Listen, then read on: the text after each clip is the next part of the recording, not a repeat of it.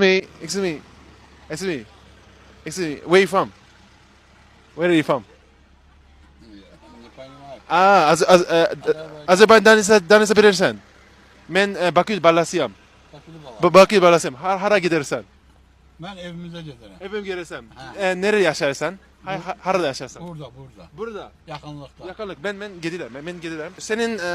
Senin auto. Benim maşınım. Maşına. Rusya auto. Rusya makine. Rusya makine. Adınız nedir? Adınız? İlham. İlham. Bəli. Benim adım Yuji ya. Bakü Balası. Dövsən sen Bakı balasını. Bakü Balasıyam. Ben Çin'den Çin, ben Japon'danım. Japon'dan? Japon'danım. Rusya'ya gittim. Rusya gitti. Almanya'da oldum. Almanya. Kannst du Deutsch auch? Almanya'da sulucu eləmişəm. 87-ci ildə. Aha. Kamrat, komsumi, Guten Tag. Guten Tag. 2 il orada sulucu elədim. Binebilir mi? Maşına mı? Maşına. Cemina. Okay. Wow. Rusya. Rusya. Lada. Lada. Lada çok yakışı ya. Yaşım çok. 57 yaşım var. 50. 57. 57. Çok javansın. Deyiləm. Hayatta en önemli ne?